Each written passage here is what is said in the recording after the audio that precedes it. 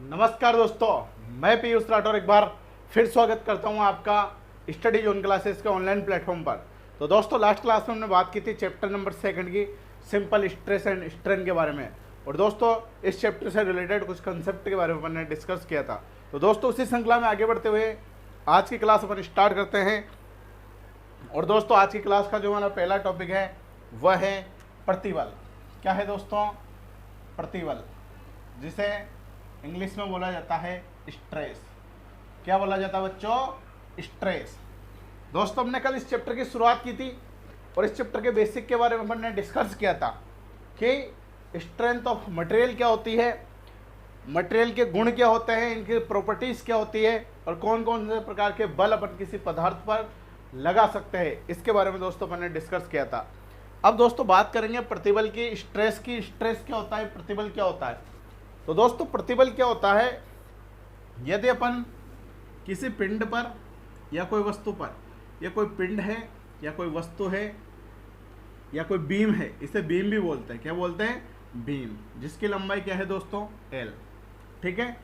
अगर इस पर अपन बाह्य बल लगाएंगे एफ, तो बाह्य बल के कारण इसकी लंबाई में परिवर्तन होगा। ये हमने कल पढ़ा। बाह्य बल लगाने पर इसकी लंबाई में जो परिवर्तन होगा दोस्तों, वो मैंने डेल्टा एल मान लिया। क्या मान लिया? Delta L. और लंबाई में परिवर्तन होने के बाद इसकी कुल लंबाई कितनी होगी? L plus delta L. क्यों हुई? क्योंकि यहाँ पे तनाव बल लग रहा है। तनाव बल लग रहा है तो लंबाई में वृद्धि होगी। कितनी होगी? L plus delta L. तो दोस्तों, यदि किसी वस्तु पर या किसी पिंड पर अपन बाह्य बल एफ लगाते हैं, तो बाह्य बल एफ तथा इस पिंड के क्षेत्रफल का जो अनुपात होता है, यह क्या कहलाता है? प्रतिबल कहलाता है। और इसे सिग्मा के द्वारा प्रदर्शित किया जाता है। किसके द्वारा प्रदर्शित किया जाता है दोस्तों? सिग्मा के द्वारा। इसे बोलते हैं अपन सिग्मा। क्या बोलते हैं? सिग्मा। याद रखने के लिए लिख लेना, अगर तुम्हें याद नहीं रही तो। क्या बोलते हैं? सिग्मा। पेपर में मत लिखना, पेपर में मत लिखना है कि इसे सिग्मा बोलते हैं। ये आपको ध्यान रखने के लिए मैंने बताया।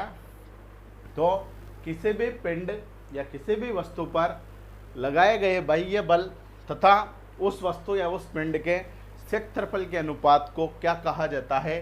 प्रतिबल कहा जाता है, जिसे सिग्मा के द्वारा प्रदर्शित किया जाता है। एक परिभाषा तो ये होगी दोस्तों। एक परिभाषा यह बन सकती है, यदि अपन क्षेत्रफल का मान 1 मीटर स्क्वायर कर दें। क्या कर दें? 1 मीटर स्क्वायर कर दें, तो जो प्रतिबल है वो किसके बराबर हो जाएगा? किसी वस्तु पर आरोपित बाह्य बल के हो जाएगा। किसके हो जाएगा? किसी वस्तु पर आरोपित बाह्य बल के। तो एक परिभाषा क्या बन सकती है कि किसी वस्तु के इकाई क्षेत्रफल पर, किसी वस्तु के इकाई क्षेत्रफल पर आरोपित किए गए बाह्य बल को प्रतिबल कहा जाता है।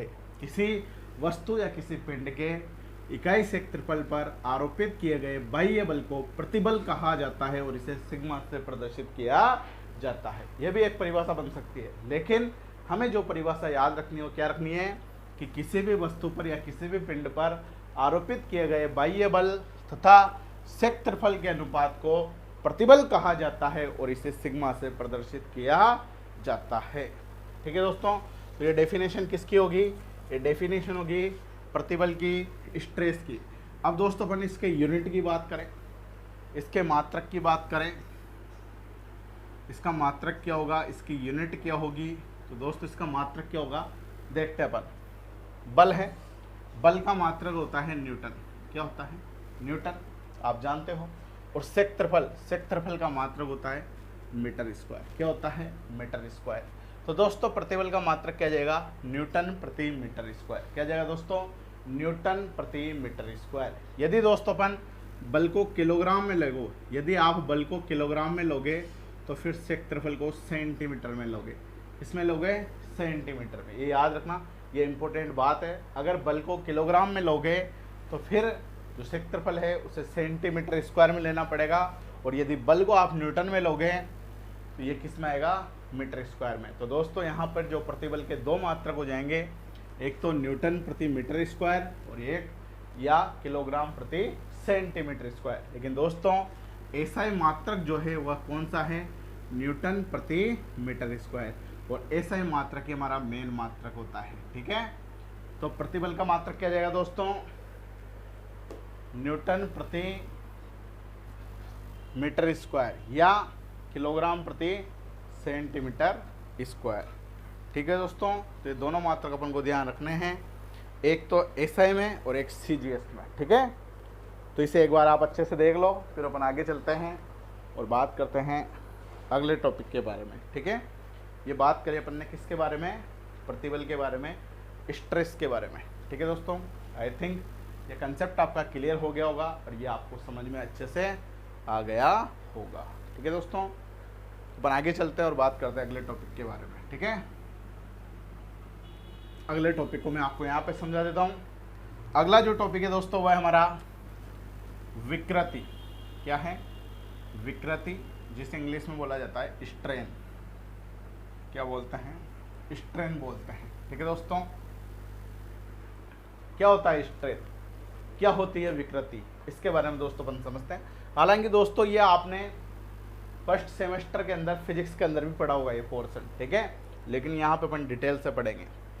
तो दोस्तों यदि अपन किसी वस्तु पर या किसी पिंड पर बाह्य बल लगाते हैं, क्या लगाते हैं, बाह्य बल लगाते हैं, तो उसकी लंबाई में कितना परिवर्तन होता है, उसकी लंबाई में जो परिवर्तन होता है वो कितना होता है, डेल्टा एल।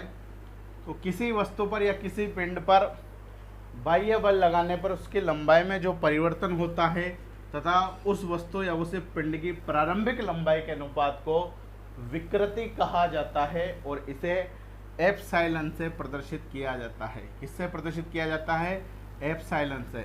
ये किसका चिन्ह है दोस्तों, ये है एप्सिलॉन, साइलन, ये आपको समझने के लिए लिख रहा हूँ मैं यहाँ पे। ठीक है, एप्सिलॉन बोलते हैं इसे। ठीक है, तो किसी वस्तु पर या किसी पिंड पर बाह्य बल लगाने पर उसकी लंबाई में जो परिवर्तन होता है तथा प्रारंभिक लंबाई के अनुपात को विकृति कहा जाता है तथा विकृति को एप्सिलॉन के द्वारा प्रदर्शित किया जाता है। दोस्तों यहाँ पे डेल्टा एल क्या है, यह है लंबाई में परिवर्तन, लंबाई में परिवर्तन। और दोस्तों ये जो एल है ये क्या है, प्रारंभिक लंबाई, प्रारंभिक लंबाई। अब दोस्तों इसके मात्रक की अपन बात करें, इसकी यूनिट की बात करें, इसका मात्रक क्या होगा।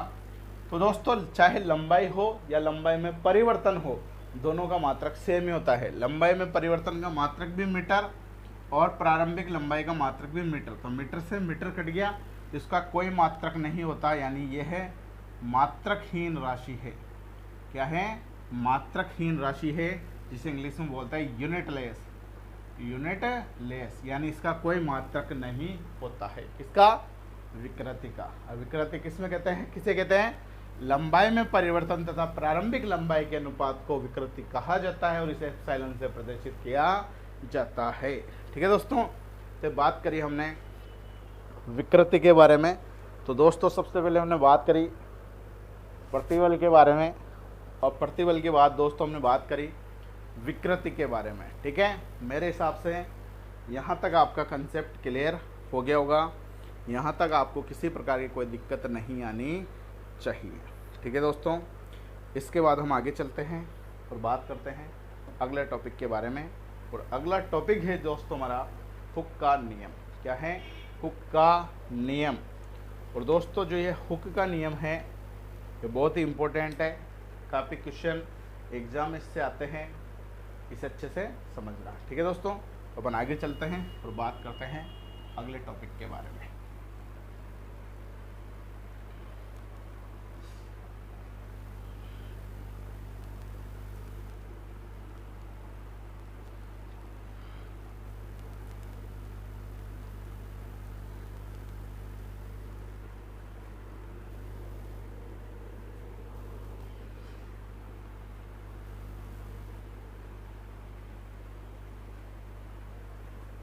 ठीक है दोस्तों, तो अगला टॉपिक है हमारा हुक का नियम।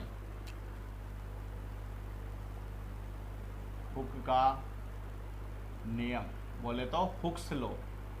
ठीक है, हुक के नियम के बारे में दोस्तों अपन डिस्कस करते हैं।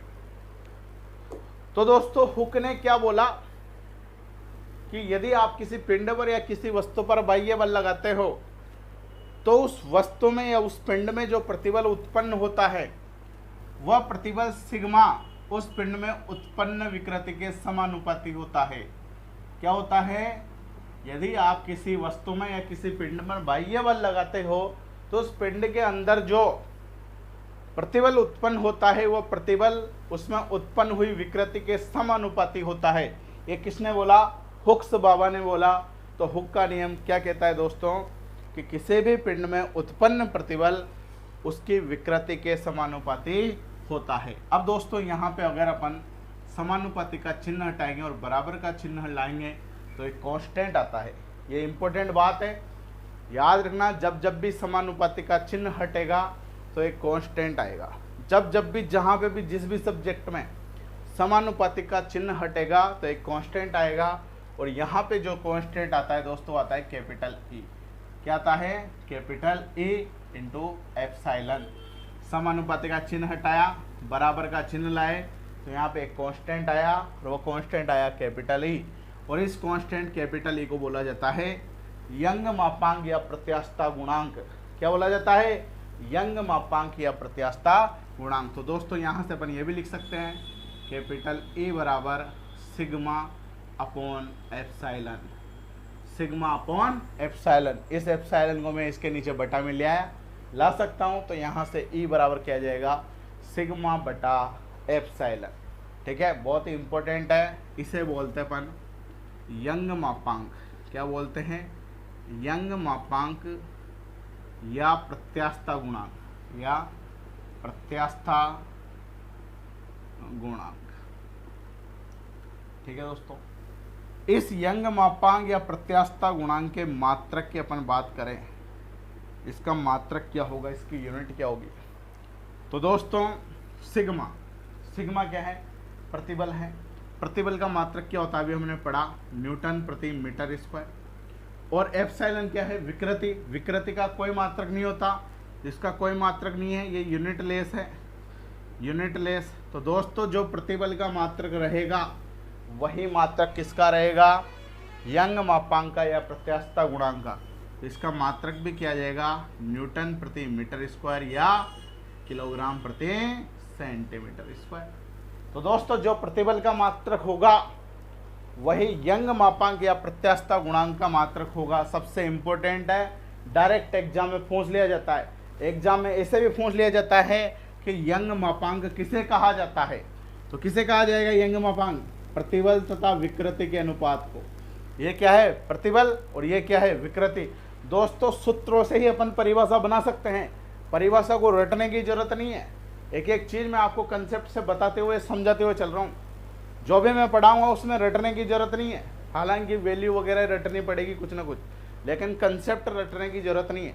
यंग मापांक की परिभाषा यहाँ से बन सकती है। क्या बन सकती है, प्रतिबल तथा विकृति के अनुपात को, प्रतिबल तथा विकृति के अनुपात को यंग मापांक या प्रत्यास्थता गुणांक कहा जाता है और इसे कैपिटल ई के द्वारा प्रदर्शित किया जाता है। एक नंबर में यहाँ से क्वेश्चन बन सकता है, यंग मापांक का मात्रक क्या होता है। तो इसका मात्रक क्या हो जाएगा, न्यूटन प्रति मीटर स्क्वायर या किलोग्राम प्रति सेंटीमीटर स्क्वायर। जो प्रतिबल का मात्रक होता है वही किसका मात्रक होता है दोस्तों, यंग मापांक या प्रत्यास्थता गुणांक का मात्रक होता है।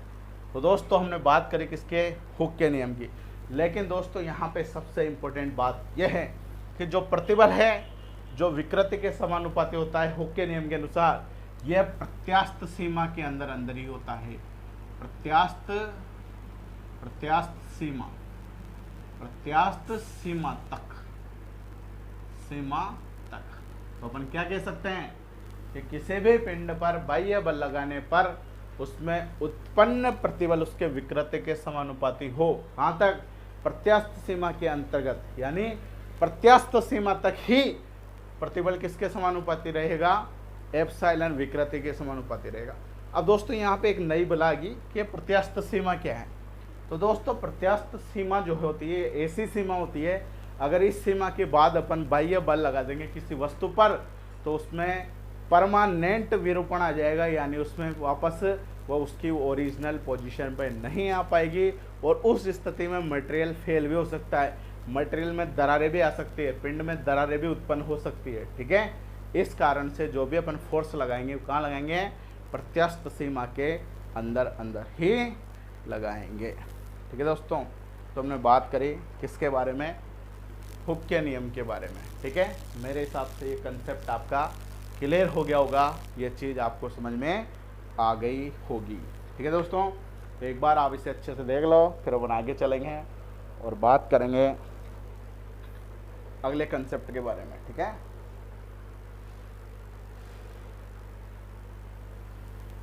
तो ठीक है दोस्तों, अपन आगे चलते हैं और बात करते हैं स्पेशल केस के बारे में। ठीक है,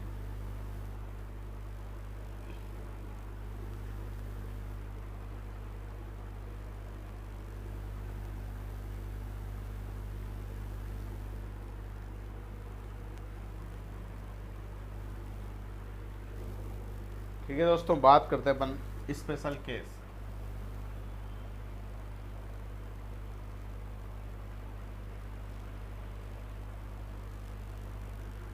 स्पेशल केस क्या है? ठीक है, स्पेशल केस को दोस्तों अपन समझते हैं। अभी दोस्तों हमने पढ़ा, वी नो दैट, हम जानते हैं, हम क्या जानते हैं, हमने अभी पढ़ा E बराबर होता है सिग्मा अपॉन एप्सिलॉन। किसके नियम के अनुसार? हुक बाबा के नियम के अनुसार, हुक के नियम के अनुसार। हुक के नियम के अनुसार दोस्तों हमने पढ़ा E बराबर होता है सिग्मा बटा एप्सिलॉन। ठीक है दोस्तों, हमने कुछ ही देर पहले पढ़ा सिग्मा बराबर होता है, सिग्मा बराबर क्या होता है? फोर्स अपॉन एरिया, बल बटा क्षेत्रफल।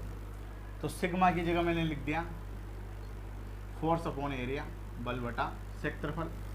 एप्सिलॉन बराबर दोस्तों हमने पढ़ा, एप्सिलॉन बराबर क्या होता है? डेल्टा एल अपॉन एल, लंबाई में परिवर्तन बटा प्रारंभिक लंबाई। तो एप्सिलॉन की जगह मैं लिख दूंगा डेल्टा एल बटा एल। ठीक है, ऐसे लिख दो, नहीं तो तुम कंफ्यूज हो जाओ। बल बटा क्षेत्रफल बटा delta L upon L, epsilon की जगह कैपिटल E बराबर। ठीक है, सिग्मा की जगह मैंने लिख दिया फोर्स अपॉन एरिया। अभी हमने पढ़ा कुछ ही देर पहले एप्सिलॉन बराबर दोस्तों हमने पढ़ा लंबाई में परिवर्तन बटा प्रारंभिक लंबाई, यानी डेल्टा एल अपॉन एल। दोस्तों ये एल ऊपर चला जाएगा तो E बराबर एफ, ये एल कहाँ चला जाएगा? ऊपर, तो एफ इंटू एल, और ये ए कहाँ जाएगा? नीचे आ जाएगा, तो ए इंटू डेल्टा एल। ए तो नीचे आ गया, ए तो नीचे आ गया और एल ऊपर चला गया, तो E बराबर क्या गया? एफ एल अपॉन ए इंटू डेल्टा एल। दोस्तों इस डेल्टा एल को मैं इधर ले आऊँ E की जगह, डेल्टा एल को कहाँ ले आऊँ? इस E की जगह ले आऊँ, और E को कहाँ ले जाऊँ? डेल्टा एल की जगह ले जाऊँ। तो दोस्तों यहाँ से डेल्टा एल बराबर क्या आ जाएगा? डेल्टा एल बराबर आ जाएगा एफ एल अपॉन ए ई। क्या आ गया? एफ एल अपॉन ए ई। डेल्टा एल को मैं इधर ले गया और E को मैं इधर ले आया, तो दोस्तों यहाँ से डेल्टा एल का फॉर्मूला आ गया एफ एल अपॉन ए। बहुत ही इंपॉर्टेंट फॉर्मूला है। और डेल्टा एल क्या है दोस्तों? लंबाई में परिवर्तन, लंबाई में परिवर्तन। तो दोस्तों बहुत सी बार हमसे पूछ लिया जाता है कि कोई पिंड है जिसकी लंबाई एल है, यदि इस पिंड पर अपन तनाव बल लगाएंगे एफ, क्या लगाएंगे? तनाव बल लगाएंगे एफ, तो इस पिंड में कितना विरूपण होगा? कितना विरूपण होगा यानी इस पिंड की लंबाई के अंदर कितना परिवर्तन होगा, उसका डेरिवेशन करके बताओ। उसका डेरिवेशन है ये, क्या डेरिवेशन है? लिख देता हूं मैं, किसी पिंड में उत्पन्न विरूपण, उत्पन्न विरूपण। अगर हमसे पूछ ले किसी पिंड या किसी वस्तु में, किसी पिंड या किसी वस्तु में उत्पन्न विरूपण ज्ञात करो, यानी डेल्टा एल का मान ज्ञात करो, तो फिर अपन इस प्रकार से ज्ञात करेंगे। हमें ये फॉर्मूला डायरेक्ट याद भी रखना है, क्योंकि इस पर न्यूमेरिकल आएंगे, क्वेश्चन आएंगे। तो किसी भी छड़ पर, किसी भी पिंड पर यदि अपन बाह्य बल लगाएंगे तो उसके अंदर उसके लंबाई में जो परिवर्तन होगा उसका फॉर्मूला क्या आएगा? एफ एल अपॉन ए ई। ठीक है दोस्तों, तो बहुत इंपॉर्टेंट कंसेप्ट है ये, इसे एक बार आप अच्छे से देख लो, अच्छे से समझ लो, फिर अपन आगे चलेंगे, आगे बात करेंगे। इसे लंबाई में परिवर्तन भी बोलते हैं, या पिंड में उत्पन्न विरूपण भी बोल सकते हैं, पिंड में उत्पन्न विरूपण। ठीक है दोस्तों, जो भी मैं पढ़ा रहा हूँ, जो भी मैं बोल रहा हूँ, जो भी मैं समझा रहा हूँ, ये सब कुछ एक एक चीज़ नोट्स में लिखी हुई है। तो नोट्स आपको PDF में से बनाने हैं। ठीक है दोस्तों, तो इसे एक बार अच्छे से देख लो, फिर अपन आगे चलते हैं, आगे बात करते हैं। ठीक है,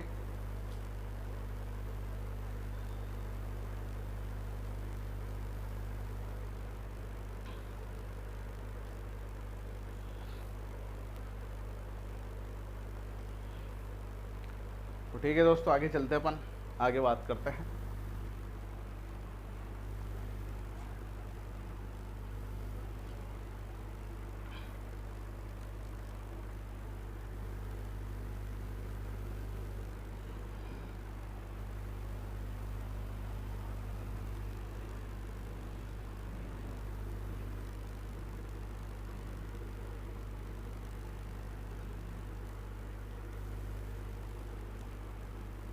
आगे दोस्तों एक क्वेश्चन के बारे में डिस्कस करते हैं। क्वेश्चन है जो मैं आपकी स्क्रीन पर लिख देता हूँ, अच्छा क्वेश्चन है, इसके बारे में दोस्तों अपन समझते हैं। ठीक है, तो क्वेश्चन है दोस्तों,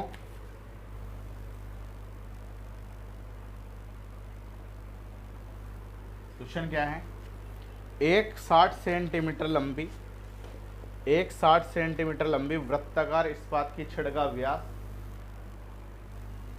एक 60 सेंटीमीटर लंबी वृत्ताकार इस्पात की छड़ का व्यास, इस्पात की छड़ का व्यास 1 सेंटीमीटर है। एक 60 सेंटीमीटर लंबी वृत्ताकार इस्पात की छड़ का व्यास 1 सेंटीमीटर है। यदि इस छड़ पर 1100 किलोग्राम का तनाव बल लग रहा है, यदि इस छड़ पर 1100 किलोग्राम का तनाव बल लग रहा है, तनाव बल लग रहा है, यदि इस छड़ पर 1100 किलोग्राम का तनाव बल लग रहा है तो छड़ की लंबाई में 0.4 mm की वृद्धि हो जाती है। तो छड़ की लंबाई में 0.4 mm की वृद्धि हो जाती है, छड़ की लंबाई में 0.4 mm की वृद्धि हो जाती है। तो छड़ का यंग मापांक ज्ञात करो। तो छड़ का यंग मापांक ज्ञात करो, छड़ का यंग मापांक ज्ञात करो। ठीक है दोस्तों, बहुत ही इंपॉर्टेंट, बहुत शानदार एक क्वेश्चन है। क्वेश्चन अपन को अच्छे से समझना है। जो भी क्वेश्चन में डेटा दे रखा है उससे अपन को गिवन डेटा में लिखना है, फिर क्वेश्चन को सोल्व करना है। ठीक है दोस्तों, तो इस क्वेश्चन की अपन बात करते हैं। सबसे पहले जो भी क्वेश्चन में हमें दे रखा है उसे किस में लिख देंगे, गिवन डेटा में। ठीक है दोस्तों, एक 60 सेंटीमीटर लंबी वृत्ताकार इस्पात की छड़, यानी एक छड़ है जिसकी लंबाई हमें दे रखी है। ये जो छड़ है ये वृत्ताकार है, ये वृत्ताकार इस्पात की छड़ है दोस्तों, जिसकी लंबाई जो दे रखी है, कितनी दे रखी है, 60 सेंटीमीटर। और इसका जो व्यास है दोस्तों वह है 1 सेंटीमीटर। इसका जो व्यास है वो कितना है, 1 सेंटीमीटर। लंबाई L 60 सेंटीमीटर, व्यास जो स्मॉल d है वह है 1 सेंटीमीटर। यदि इस छड़ पर 1100 किलोग्राम का तनाव बल लग रहा है, तनाव बल लग रहा है तो तनाव बल ऐसे लगता है, कितना लग रहा है, 1100 किलोग्राम का। तो तनाव बल इधर भी लगेगा और तनाव बल इधर भी लगेगा। याद रखना, जब भी कोई बल किसी पिंड पर लगेगा इस सब्जेक्ट में तो वो दोनों दिशाओं में लगेगा, चाहे तनाव बल लगे चाहे संपीड़न बल लगे, लेकिन दोनों दिशाओं में लगेगा, तभी तो उसकी लंबाई में परिवर्तन होगा। ठीक है, तो 1100 किलोग्राम दोनों तरफ लगेगा। ठीक है, इधर भी लगेगा और इधर भी लगेगा। तो फोर्स बल का मान दे रखा है 1100 किलोग्राम। ठीक है, 1100 किलोग्राम का तनाव बल लग रहा है तो छड़ की लंबाई में 0.4 mm की वृद्धि हो जाती है। यानी पहले जो लंबाई थी उसमें कितने की वृद्धि हो जाती है, 0.4 mm की हो जाती है। यानी हमें ये क्या दे रखा है, अगर दोस्तों वृद्धि हो जाती है या कमी हो जाती है, यानी डेल्टा एल का मान हमें दे रखा है लंबाई में कितना परिवर्तन हुआ। तो लंबाई में कितना परिवर्तन हुआ, डेल्टा एल का मान दे रखा है हमें 0.4 mm। कितना दे रखा है, 0.4 mm। अब दोस्तों यहाँ पे देखो, मैंने आपको बताया फोर्स किलोग्राम में हो तो और डायमेंशन सेंटीमीटर में आएगी। तो ये दोनों डायमेंशन तो सेंटीमीटर में हैं, लेकिन ये एक डायमेंशन mm में है। तो जो डायमेंशन mm में है इसको अपन को सेंटीमीटर में चेंज करना है। और सबसे इम्पोर्टेंट बात है, किसी भी डायमेंशन को अगर mm से सेंटीमीटर में चेंज करना हो तो 10 का भाग लगाते हैं। किसका भाग लगाते हैं, 10 का भाग लगाते हैं। तो mm को सेंटीमीटर में चेंज करने के लिए 0.4 में किसका भाग लगाएंगे, 10 का भाग लगाएंगे। और 10 का भाग लगाएंगे तो 0.04 आ जाएगा। ये तो आता है आपको, 0.4 में 10 का भाग लगाओगे तो ये पॉइंट के बाद एक जीरो और आ जाएगा, ठीक है। या इस दशमलव को हटा के नीचे एक जीरो और लगा दो तो 4/100 हो गया। और 4/100 को क्या लिख देंगे, 0.04। अब ये किस में आ गया, ये सेंटीमीटर में आ गया। किस में आ गया दोस्तों, सेंटीमीटर में आ गया, ठीक है। ये तो आता है, दशमलव हटाओगे तो नीचे एक जीरो और आ जाएगी। और 4/100 को 2 अंक छोड़ के दशमलव लगा देंगे तो 0.04 किस में आ गया, सेंटीमीटर में, ठीक है दोस्तों। तो सबसे पहले तो आपको बिरादरियाँ चेंज करनी पड़ेगी। अगर बिरादरियाँ चेंज नहीं करोगे तो क्वेश्चन यहाँ पे ही गलत हो सकता है। अब दोस्तों अपन फॉर्मूला लगाएंगे। वी नो दैट हम जानते हैं। क्या पूछ रहा है हमसे, यंग मापांक यानी कैपिटल ए का मान क्वेश्चन में पूछा है। किसका मान पूछा है, कैपिटल ई का। तो हमारे दिमाग में आना चाहिए कि ये चीज़ें हमें दे रखी है, तनाव बल लग रहा है, तो कैपिटल ई का मान हम कैसे ज्ञात कर सकते हैं। दोस्तों हमने अभी एक फॉर्मूला पढ़ा। क्या फॉर्मूला पढ़ा, डेल्टा एल बराबर एफ एल अपॉन ए। पढ़ा अभी कुछ ही देर पहले, डेल्टा एल बराबर एफ एल अपॉन ए। तो दोस्तों डेल्टा एल भी हमें दे रखा है, एफ का मान भी हमें दे रखा है, एल का मान भी हमें दे रखा है, व्यास दे रखा है, तो क्षेत्रफल भी हम निकालेंगे। सारे मान इस सूत्र में पुट कर देंगे तो ई का मान हम ज्ञात कर सकते हैं। और ई का मान ही हमसे क्वेश्चन में पूछा है। ई क्या है, यंग मापांक। तो दोस्तों जिसको पूछा है उसको अपन इधर ले आएंगे। तो कैपिटल ई बराबर, ई को मैं इधर ला रहा हूँ और डेल्टा एल को वहाँ ले जा रहा हूँ। तो एफ एल अपॉन ए इंटू डेल्टा एल। इस डेल्टा एल को मैं ई की जगह ले गया, इधर ले गया ई की जगह, और ई को यहाँ ले आया डेल्टा एल की जगह। तो ई बराबर क्या गया, एफ एल अपॉन ए इंटू डेल्टा एल। ऐसे लिख सकते हैं अपन। अब फॉर्मूले में वैल्यू पुट कर दो। एफ की जगह 1100, ठीक है। एल की जगह 60। मैंने आपको बताया था जब व्यास दे रखा हो तो वृत्ताकार छड़ होगी, और वृत्ताकार छड़ होगी तो क्षेत्रफल का सूत्र आता है π/4 डी स्क्वायर। और स्मॉल डी का मान कितना है, 1, तो 1 का स्क्वायर। ये क्षेत्रफल हो गया। जब भी व्यास देगा तो क्षेत्रफल का क्या सूत्र होता है, π/4 डी स्क्वायर, π/4 डी स्क्वायर। तो π/4 डी का मान 1, तो 1 का स्क्वायर इंटू डेल्टा एल। और डेल्टा एल का मान कितना आ गया, 0.04, ठीक है दोस्तों। अब कैलकुलेटर की सहायता से इसे सोल्व करोगे तो कैलकुलेशन करना मैंने आपको सेकंड सेमेस्टर और फर्स्ट सेमेस्टर में सिखा दिया, ठीक है। फिर भी किसी दिन सिखा देंगे। कैलकुलेटर सब खरीद के ले आना अगर किसी के पास कैलकुलेटर नहीं है तो, ठीक है। आने वाली क्लासों में मैं कैलकुलेशन भी आपको सिखा दूंगा। तो दोस्तों ई का मान कितना आ जाएगा सोल्व करने पर, यह आ जाएगा 2.1 × 10⁶ किलोग्राम प्रति सेंटीमीटर का स्क्वायर। यह मात्रक लगाना जरूरी है। अभी कुछ ही देर पहले हमने पढ़ा ए का मात्रक वही होता है जो प्रतिबल का होता है। अगर बल किलोग्राम में रहेगा, बल किस में रहेगा, किलोग्राम में रहेगा, तो जो मात्रक रहेगा ए का वो क्या रहेगा, किलोग्राम प्रति सेंटीमीटर स्क्वायर। अगर बल न्यूटन में रहता तो फिर यहाँ न्यूटन प्रति मीटर स्क्वायर आता, लेकिन बल किस में है, किलोग्राम में है, तो इसका मात्रक क्या आएगा, किलोग्राम प्रति सेंटीमीटर स्क्वायर। दोस्तों बहुत ही शानदार क्वेश्चन और बहुत ही शानदार कंसेप्ट ये था, ठीक है। तो जो भी न्यूमेरिकल हम करें इन्हें एक बार रफ कॉपी में आप बिना देखे भी घर पे सोल्व करना, तभी बात बनेगी। एक एक कंसेप्ट में आपके अच्छे से क्लियर करते हुए चल रहा हूँ, ठीक है। अगर फिर भी कोई दिक्कत आए आपको तो आप ऐप के अंदर वीडियो जहाँ तक आपके एग्ज़ाम नहीं होंगे वहाँ तक आपके पास रहेंगे सभी चैप्टरों के, तो आप बार बार रिवीजन भी कर सकते हो, देख सकते हो अगर कोई चीज़ समझ में नहीं आए तो। ठीक है दोस्तों, तो दोस्तों आज के क्लास को हम यहीं समाप्त करते हैं। इसके आगे का प्रोसेस हम अगली क्लास में कंटिन्यू करेंगे। बहुत बहुत धन्यवाद आपका। जय हिंद, जय भारत।